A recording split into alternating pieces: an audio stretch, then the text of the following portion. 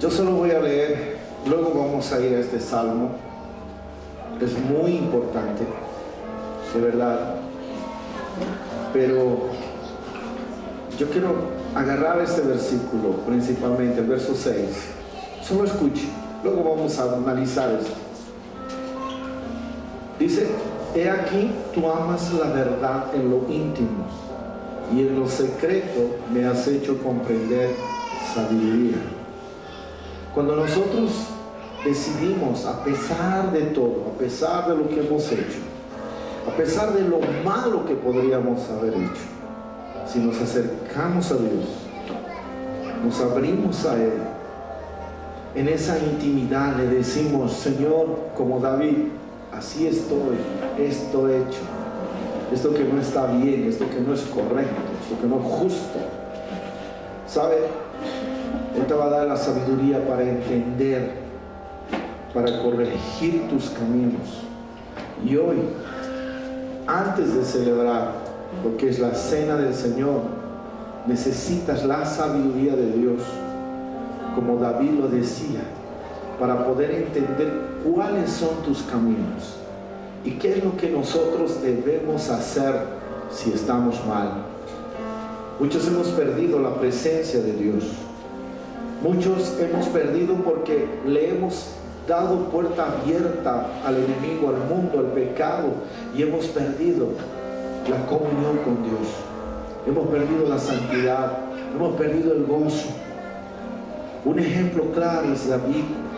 Hoy vamos a hablar de cómo David perdió el gozo, perdió la salvación, perdió la presencia. Ya no disfrutaba más de esa presencia del Señor. Pero David no se quedó ahí. Hermano, David se humilló y él escribió este salmo, el Salmo 51, después de haber pecado, después de haber ofendido a Dios, después de haber caído en adulterio, después de haber asesinado. Él escribió este salmo. Y juntos vamos a explorar este salmo, y en este día el Señor va a restaurar muchas cosas de nuestra vida. Amén. Amén. Vamos a analizar el Salmo 51. Antes de eso, vamos a leer lo que provocó escribir a David el Salmo 51. Lo que inspiró en David a escribir el Salmo 51. Primero tenemos que ir brevemente al tiempo donde David pecó. La Biblia dice que David había cometido una atrocidad, prácticamente cometió asesinato. No voy a hablar del pecado de David, voy a hablar de la restauración de David. Amén.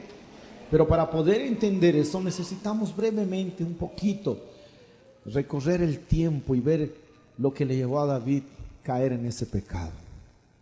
Sabemos por la palabra de Dios, y está escrito en el libro de 2 Samuel, especialmente el capítulo 11, específicamente el capítulo 11, que nos enseña y nos muestra cómo David pecó, cómo cayó en pecado.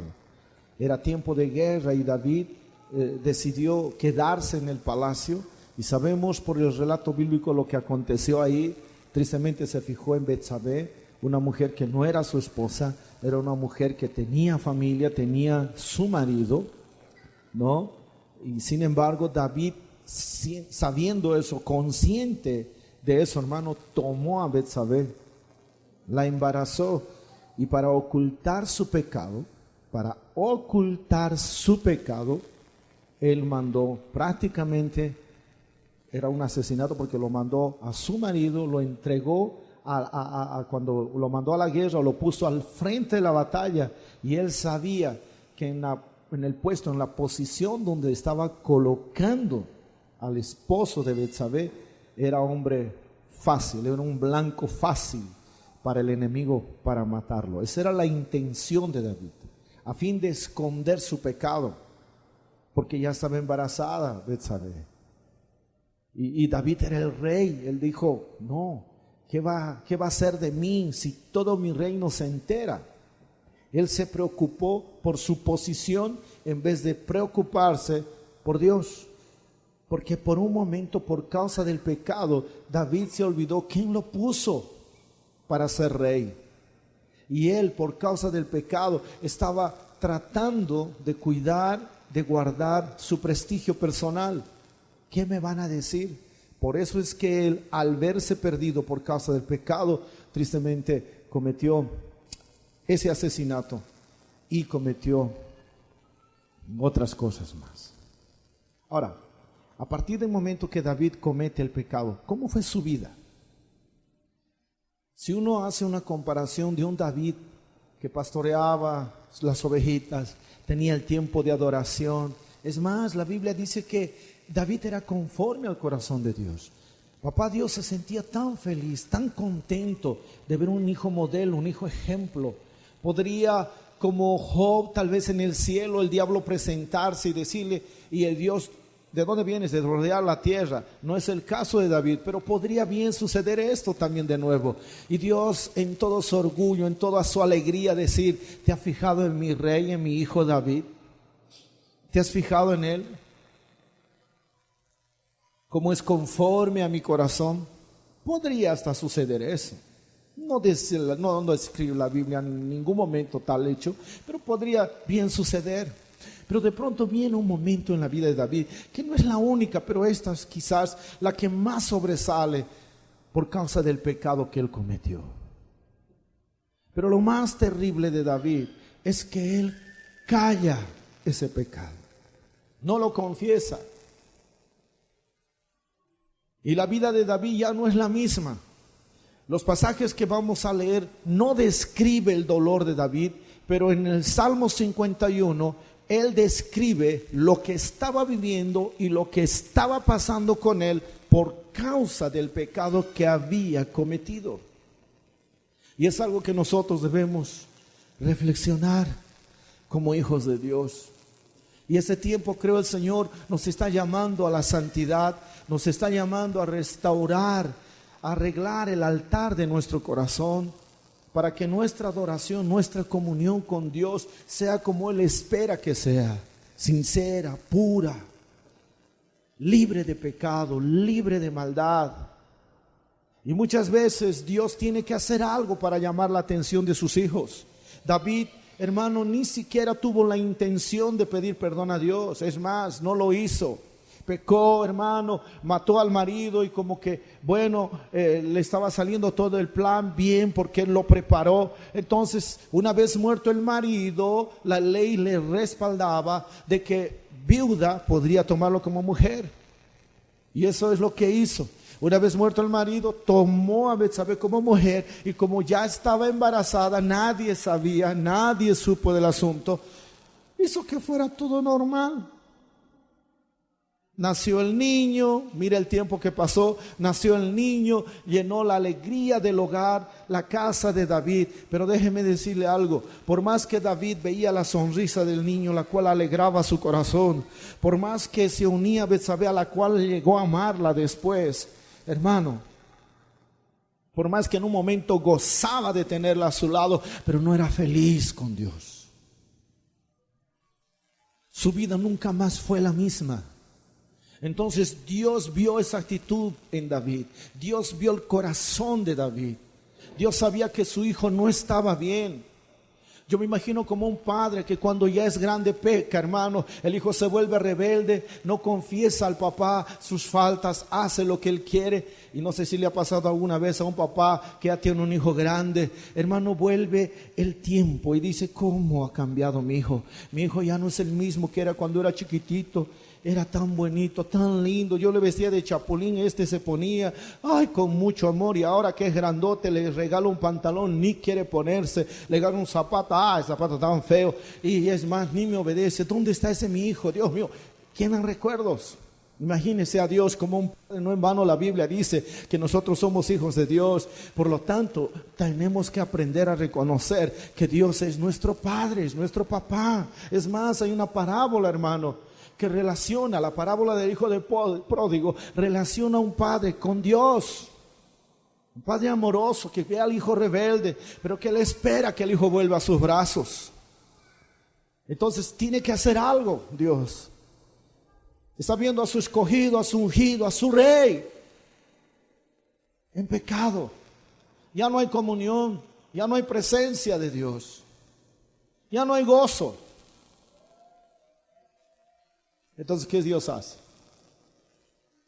Hermano, Dios tiene que enviar un profeta, Natán. Dios lo envía para provocar en David arrepentimiento. Y mira lo que pasó. Segunda Samuel capítulo 12. Le habla de un rico que tenía numerosas ovejas y vacas.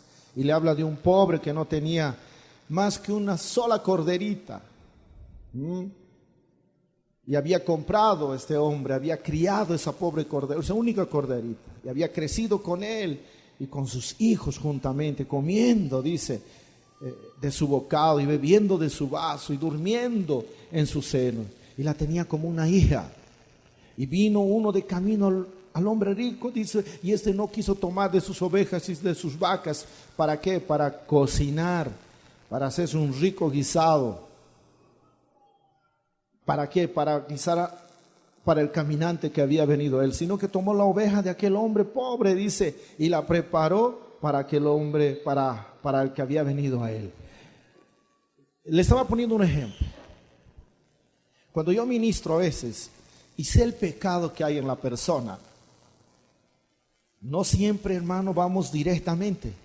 Tratamos de poner un ejemplo. ¿Sabes qué? Había una vez esto y esto. Eso es una provocación para hacerle confesar su falta. Pero hay algunos que se resisten, son capos. No, yo soy inocente, no pasa nada, yo no he hecho nada, yo estoy tranquilo. No.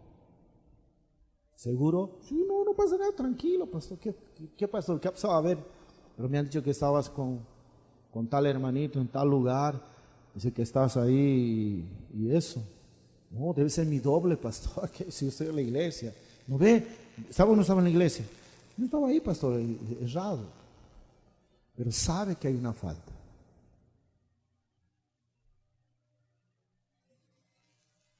Hay algo escondido. Y Dios siempre va a usar a alguien, como esta noche el mensaje, para hablar a tu corazón, para decirte, hijo, hija, esto está mal. Y así fue Dios. Natán tuvo que ser un ejemplo de un hombre que tenía hambre.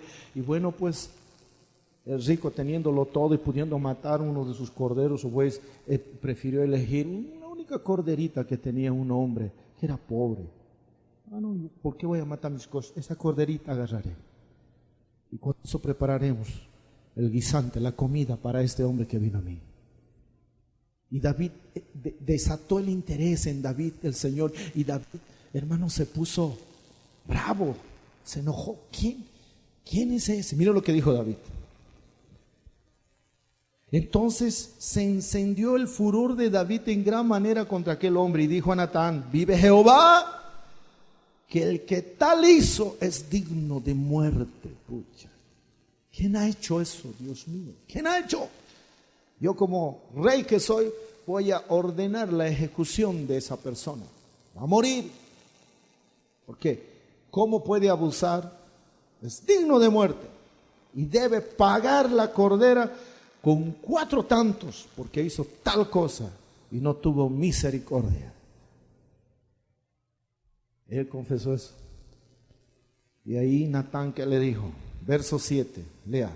Entonces dijo Natán a David, tú eres aquel hombre. Wow, ¿cómo cree que se quedó ese momento? Es lo mismo como aquel que te dice, no, yo no soy, mentira. Pero de repente sacas la prueba, tu WhatsApp, el Face, y le muestras la foto. Y entonces, ¿quién es este? No, pero ¿cómo? ¿De qué? ¿Cuándo? ¿Usted ha visto las cámaras secretas? Cuando ellos van y después le muestran. A ver, vamos a ver, ¿de quién es esas cámaras? Pucha, ahí se lo ve abrazando, besándose con la otra. El que estaba diciendo, no. Bueno, En este tiempo no había televisión, no había cámaras para demostrar. Entonces Dios usaba a sus profetas, hermano.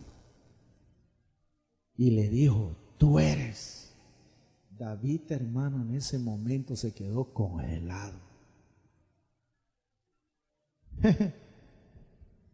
Mire lo que dijo el Señor. Así ha dicho Jehová. Dios comenzó a hablarle a David. Se quedó quieto. El Dios de Israel. Mire lo que le dijo. Yo te ungí por rey sobre Israel y te libré de la mano de Saúl. Saúl lo quería matar y Dios lo libró. Y te di la casa de tu Señor, el palacio, y las mujeres de tu Señor en tu seno. Además te di la casa de Israel y de Judá.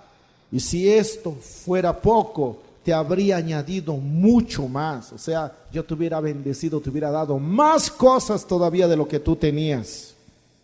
¿Por qué pues tuviste en poco la palabra de Jehová, haciendo lo malo delante de tus ojos? Mire qué pregunta que Dios le hace a David a través del profeta.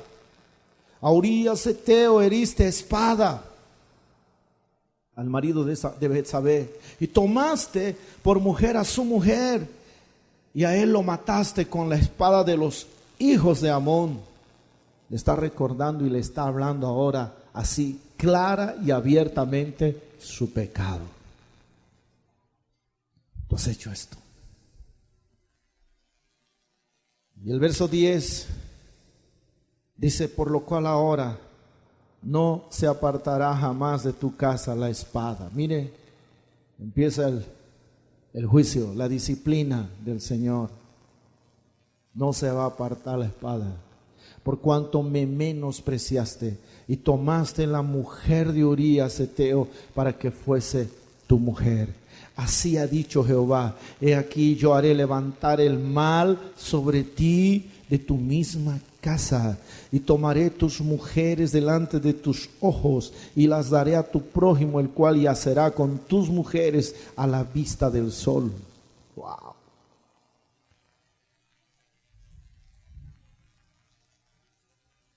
Mire qué cosa terrible Dios decreta sobre la vida de David por causa de su pecado.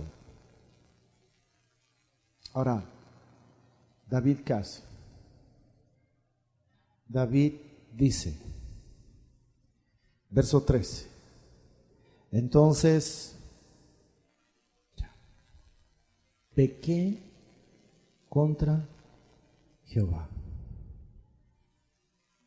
Natán le dice, si bien no vas a morir, pero le dan otro juicio terrible a David. Bien, tú no vas a morir, pero el hijo que tienes va a morir. Esas son las consecuencias de tu falta y de tu pecado. Miren, yo me detengo en el versículo 13, ¿sabe por qué? Porque exactamente eran las mismas palabras que Saúl habló cuando fue confrontado también por el profeta a causa de su falta. Cuando el profeta lo confrontó a Saúl a causa de sus faltas, de su pecado, Saúl también dijo esto: pequé, las mismas palabras, pequé contra Jehová. Solo que había una diferencia. David no culpó a nadie, sino él asumió todas las faltas cometidas por él mismo. En cambio, Saúl dijo, pequé contra Jehová por causa de esto. Y comenzó a colocar argumentos, comenzó a culparle al sacerdote que se atrasó para el sacrificio, comenzó a querer justificar por qué pecó a Jehová. Por eso es que Saúl fue desechado, y al final lo trágico de Saúl es que el Espíritu de Dios se había apartado de él. La presencia de Dios no estaba más con él. Y es algo que yo quiero en esta noche mostrarte en la vida de David. porque alcanzó la misericordia. Mire, David, por haber pecado, piense, estaba perdiendo la salvación, iglesia. Por haber pecado, estaba perdiendo el favor de Dios, la presencia del Espíritu Santo en su vida, que le direccionaba para hacer las cosas que Dios le mandó a realizar. Perdió el gozo, perdió la pureza de su corazón, se manchó, ya no era más una vida de santidad. Y David sabía que en esa actitud no podía continuar más así. Él conocía muy bien lo que le había pasado a Saúl, sabía. Y él sabía cómo terminó Saúl. Entonces David, dentro de su corazón, dijo: yo no puedo acabar así, yo no puedo terminar de esa manera. Y entonces en este salmo David nos muestra su verdadero arrepentimiento. Muchos de nosotros, hermano, yo no sé, en este lugar, cuando hablo de nosotros, estoy hablando como iglesia, estoy hablando como cristianos, pero yo no puedo asegurar en este lugar, mas Dios conoce el corazón de su iglesia, conoce el corazón de cada uno de sus hijos, conoce cuál es el corazón de los pastores, conoce cuál es el corazón de los líderes, conoce cuál es el corazón del más simple y sencillo cristiano que se congrega en algún lugar. Conoce. Y sabemos nosotros si estamos disfrutando el gozo de la salvación del Señor. Sabemos nosotros si todavía estamos disfrutando de la comunión y la presencia de Dios en nuestra vida. Si no es así, tendríamos que hacernos una pregunta. ¿No será que hay alguna falta que quizás ni se compare a la falta de David, pero esa falta llamada pecado nos hizo ceder, nos hizo caer en la tentación y pecamos? Pero en vez de confesarle al Señor, estamos ocultando, estamos tapando y estamos mostrándonos en la posición donde Dios nos ha puesto. Porque ¿cuál era la posición de David? La posición de David era ser rey, era liderar una nación. Pero preocupado para que no sea estorbado ni manchado su posición, él ocultó su pecado. Y déjeme decirle algo: hay muchos cristianos hoy, incluidos líderes y pastores, hermano amado, que no se preocupan más de cómo podría afectar su vida espiritual con Dios. No se preocupan más de la posición que tenían en un inicio de su relación con Dios. Y tratan, como David, de cuidar la posición del liderazgo, la posición del lugar donde están ejerciendo algún cargo, para no quedar mal delante de los demás. Y le digo de corazón, muchos no están en la iglesia. ¿Sabe por qué? Porque en un momento cuando Dios les confrontó su pecado y tuvimos que decirle: hermano, eso no está bien, arrepiéntete porque esa actitud no es correcta. En vez de humillarse, no ante nosotros, David, hermano, ante Natán podía decirle: ¿vos quién eres para decirme esto? ¿Quién eres tú para venir a hablarme esto? Pero David percibió que no era palabra de hombre, sino era palabra del Señor. Por eso dice: pequé contra Jehová.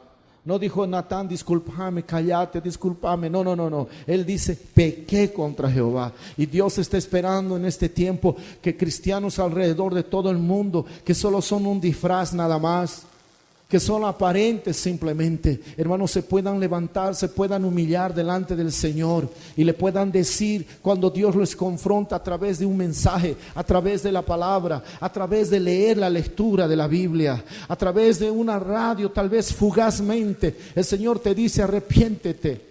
¿Cuántas veces el Señor ha enviado su profeta? ¿Cuántas veces el Señor ha enviado su palabra para hacernos entender, para buscarnos, para corregirnos, para decirnos: ¿sabes por qué te pones triste? ¿Sabes por qué estás así vacío? ¿Sabes por qué ya no creces? ¿Sabes por qué no puedes predicar mi palabra? ¿Sabes por qué no puedes orar? ¿Sabes por qué no puedes interceder? Porque el pecado que está en ti, así como le dijo a Caín el Señor,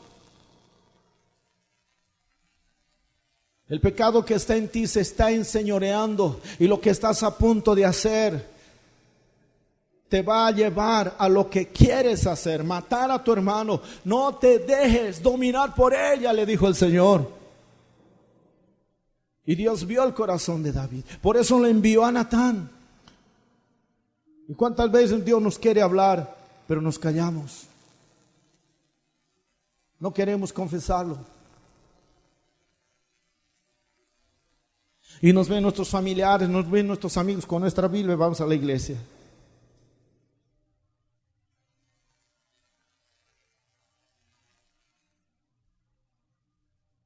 Usted no tiene idea cuántos líderes, pastores alrededor del mundo suben aquí al púlpito. Subimos aquí al púlpito.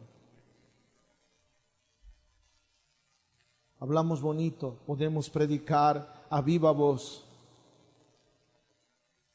pero muchos de ellos están como David, ocultando un pecado, ocultando una falta, pudiendo confesarlo. Eso, ¿sabe qué quita? Quita gozo, quita alegría de servir. Por eso muchos se ven confrontados, muchos se ven confundidos y muchos se ven, hermano, dicen, no, el líder viene a alguien, le dice, hermano, tienes que tocar. Y dice, no voy a tocar, pastor. ¿Por qué? O no voy a hacer esto, o no voy a hacer lo otro. ¿Por qué? ¿Pero qué ha pasado? No, pastor, estoy un poquito mal, va a disculpar. Sí, tiempito, justo se me ha presentado esto. No nos sentimos bien. Ahora entiende por qué Dios permite que esté registrado aún los errores de sus hijos, a los cuales Él consideró conforme a su corazón. Dios podía esconder esas faltas. ¿Cuántos padres esconden las faltas de sus hijos? Un padre que ama lo va a reprender, le va a decir todo, hijo, ¿hasta cuándo? Usted no ha visto madres que ocultan a sus hijos que son violadores, incluso ladrones, asesinos, y a veces tienen que comprometerse ante la falta del hijo. ¿Por qué? Porque dice, no lo va a publicar. ¿Qué va a decir la gente? ¿Qué va a decir la familia? Dios no es así. Dios permitió que mismo David escribiera y permitió que esté en este libro y esté en este Salmo 51, no para que nosotros critiquemos y miremos, uy, mire ese David que es sinvergüenza, ay Dios mío, ¿cómo es posible? Mira, ay, siendo rey. Y hoy es igual, ¿verdad? Un pastor, un líder, alguien cae, ¿cómo es posible, Dios mío, siendo pastor todavía?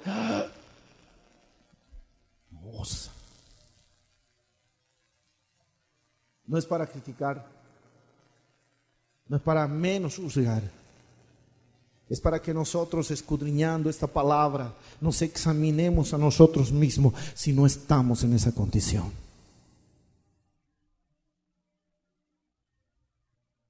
Es para que con un corazón sencillo y humilde, y David mismo lo declara en este Salmo 51, nos lleve a buscar algo. David en este salmo pide tres cosas principalmente. Pide a Dios que se le perdone. Segunda cosa, que se le restableciera su comunión con Dios. Y algo importante, pide a Dios que Él le reciba en la adoración. O sea, que mi adoración sea aceptable a ti, Señor. Mire esas cosas. Él sabía que su adoración ya no era aceptable. Él sabía que su salvación estaba por causa del pecado perdido. Él sabía que su comunión con Dios ya no era lo mismo. Él conocía por la palabra que aún los sacrificios que se ofrecía ya no era agradable a Dios.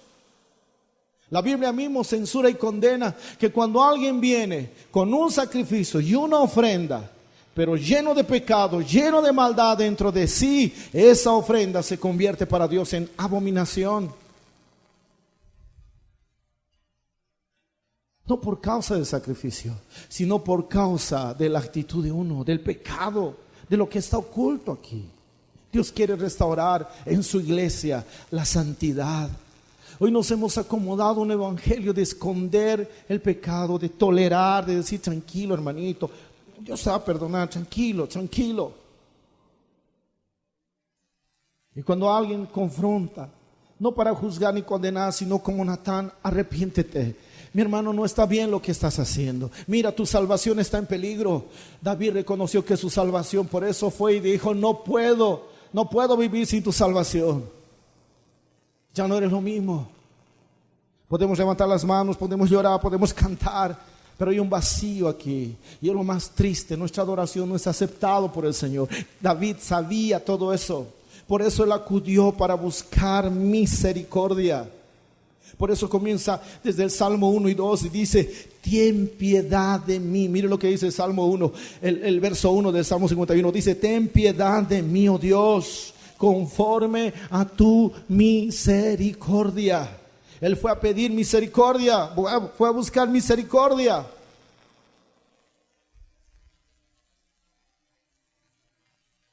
Aquí nosotros estamos viendo algo.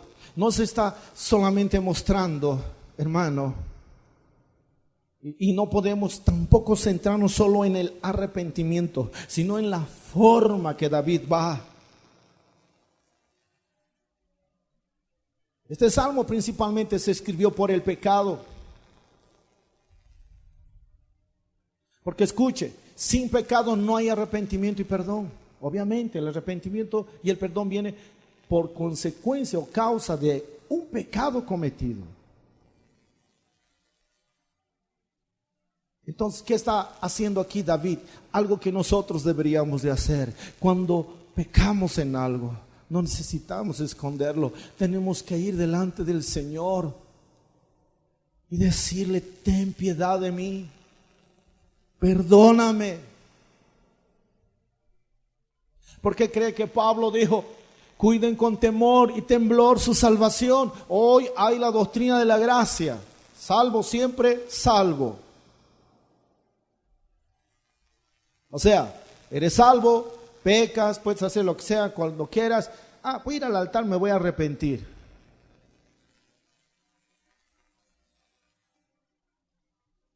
No se predica temor, no se predica santidad. Hoy los púlpitos ya no predican temor y santidad a Dios.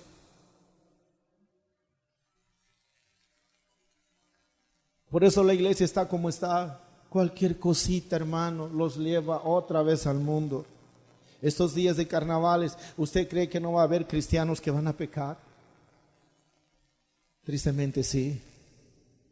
¿Usted cree que mañana no va a haber cristianos que van a ir a la entrada? Usted tiene que entender que el pecado es terrible, hermano. David sabía de eso, por eso dijo, ten piedad de mí, oh Dios. Borra mis rebeliones. Mostró una actitud, hermano, de desespero David. ¿Por qué? Porque él supo que el pecado, hermano, era perjudicial, era dañino a su vida.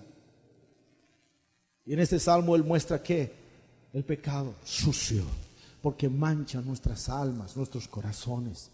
Destructivo, porque destruye nuestra comunión con Dios. Eso es lo que hace el pecado. Horrible. El pecado es horrible. ¿Por qué?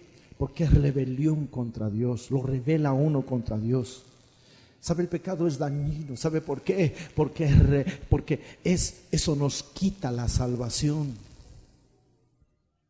Ahora, ¿sabe? El pecado también es tristeza. ¿Sabe por qué es tristeza? Porque nos abate y nos quita el gozo. Por eso que cuando uno peca, hermano, jamás va a estar alegre. Puede fingir, puedes verlo reír como el pájaro loco, pero hermano querido, aquí adentro vacío. Y Dios no quiere eso. Por eso se preocupó, envió a Natán, le dijo, no, yo no lo puedo perder a mi hijo, yo no lo puedo perder a David. Dios jamás te va a rechazar. Siempre va a buscar el momento propicio para decirte, hijo, arrepiéntete, hijo, sal de tu condición, hijo, ven a mí, estemos a cuentas. Pero no queremos, actuamos como Saúl, pequé contra ti, pero esta mi mujer, pastor, este mi hijo, es que no había para el alquiler, es que esto, es que el otro.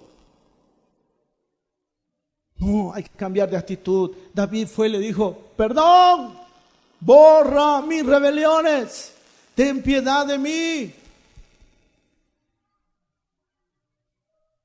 ¿Usted cree que Dios no va a atender nuestra oración? Esta es una súplica de David, hermano. Este salmo es una súplica ferviente de David. ¿Para qué? Para buscar la plena restauración de la salvación, de la santidad, de la presencia de Dios, del poder, la guía del Espíritu Santo y del gozo.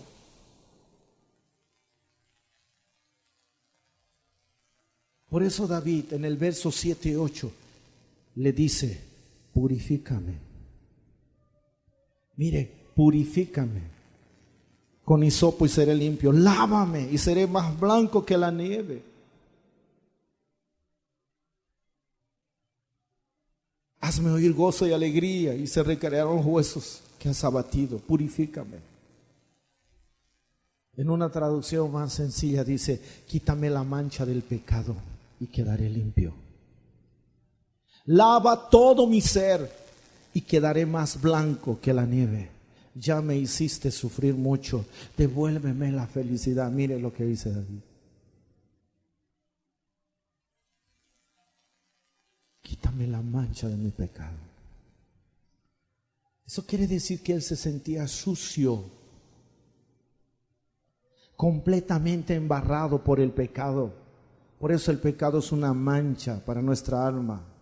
Y el único remedio para quitar esa mancha se llama Jesucristo. Su sacrificio en la cruz. Pero para que ese pecado sea quitado, necesitamos mostrar que nos hemos equivocado. Nosotros somos los culpables de esa falta. Necesitamos el perdón de Dios. El perdón de Dios es la única cosa que va a quitar esa mancha. Lo único. Es el único medio para la limpieza de nuestra alma, de nuestro corazón. Y él dice, el pecado que hacía con él, lo oprimía, lo abatía, le quitaba el gozo, su alegría. Tristeza.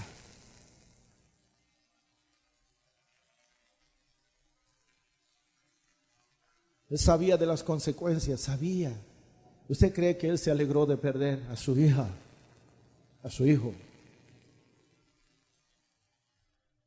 No. ¿Usted cree que eso no lastimó, no conmovió el corazón de David? Ver a su propio hijo en agonía. Él decidió entrar en ayuno, en oración, para que Dios tenga misericordia y lo sane. Pero Dios ya había decretado su sentencia. Dios ya le había advertido lo que iba a pasar. David en pleno ayuno y oración, esperando Dios, misericordia, perdona, pero sana a mi hijo. Su hijo ya había crecido, era la alegría del hogar. Sana a mi hijo. David ya no comía, todos preocupados, todos diciendo, Dios mío, David a ese paso, a esa altura se va a morir. Pero sabe una cosa, finalmente dice la Biblia que en un momento el hijo de David murió. Y cuando murió el hijo de David, los criados cuando fueron a avisarle a David dijeron, si cuando vivía él lloró tanto, sufrió tanto, ni quiso comer, ahora sabiendo que su hijo murió, él de seguro va a morir también. Pero cuando fue la noticia y le dijo a David, con temor le avisaron, tu hijo acaba de morir. David, hermano, recordó las palabras del Señor y él dijo en su corazón, esas son las consecuencias de mi pecado. Se levantó, fue a bañarse, pidió comida. Todos pensaron que se había vuelto loco. Pero él dijo, yo no puedo hacer nada. Ahí declaró en fe algo. Yo no puedo hacer que él venga a mí, pero yo voy a ir a él. Lo voy a ver. ¿Y por qué habló eso? Porque en este salmo nos muestra su verdadero arrepentimiento. La salvación que había perdido por causa de su pecado, la encontró de nuevo en el perdón, en la gracia de nuestro Dios, en la misericordia que derramó sobre él. Por eso dijo, no puedo. Ya me dijo el Señor, pero yo recibí su perdón. Me duele perder a mi hijo, pero un día lo voy a volver a ver. Solo uno, porque la Biblia dice que de los niños es el reino de los cielos y todos los niños que mueren están en el cielo. Amén. Y si está en el cielo, el Padre declarando, yo no puedo hacer que Él venga, pero yo voy a ir a Él. Voy a verlo a Él, voy a estar con Él. Era porque Él ya tenía la seguridad de haber recuperado la salvación.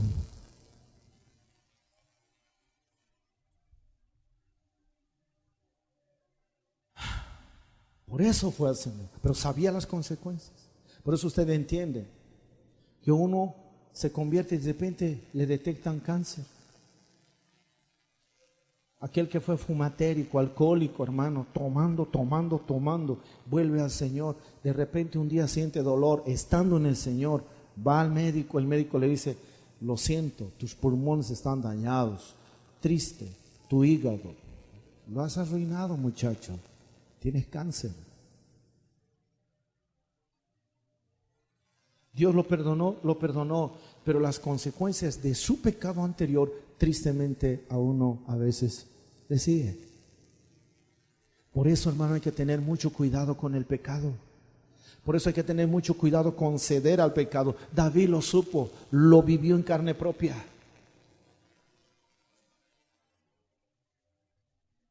Aquí no se trata simplemente de arrepentirse y alcanzar el perdón. Aquí hay que entender lo que el pecado puede hacer con nosotros. Y el pecado ha destruido muchas vidas, hermano. Por eso alguien dijo, si no estás listo para pagar las consecuencias, es mejor que pienses muy bien antes de pecar.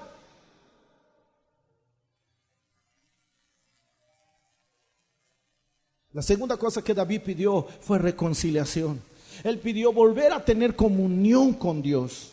Porque David era un hombre conforme al corazón de Dios. Él tenía desde su niñez comunión con Él, intimidad con Él. Era algo que disfrutaba David. El Espíritu de Dios estaba en Él. La presencia del Señor estaba en Él. Pero por causa del pecado eso se había perdido. Y David dice, no, yo quiero otra vez tener ese gozo, esa alegría de tener comunión contigo. Por eso Él le dice, no me eches delante de ti, no quites de mí tu Santo Espíritu, vuélveme el gozo de tu salvación. Para David lo más importante era la presencia de Dios. No me eches delante de ti. Saúl no le importó eso, y lo triste que tuvo que sufrir como consecuencia de su falta Saúl era Dios diciendo, no estoy más contigo. Wow, es lo peor que nos puede pasar. David sabía que alejado de Dios no era nadie, lo perdía todo. Él vio lo que pasó con Saúl. Por eso le dice, no me quites tu presencia, no me quites tu comunión. Hermano, ¿se pone a pensar qué pasaría eso si sucedería con nosotros?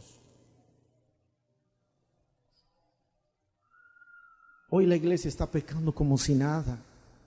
Ni se inmuta, ni se afecta, no les afecta en nada. En la boca del cristiano que debe haber alabanza, a veces hay groserías. Mienten, chismean, juzgan, hablan en doble sentido, hacen cosas malas. En vez de mirar sus propios errores, en vez de ver la viga que hay en su ojo, miran la paja del hermano. Miran los errores de otros, están juzgando a otros cuando el pecado está llenando el corazón de ellos. La última cosa que pidió David es que Dios aceptara su adoración. El verso 15, el verso 17. Oh Señor.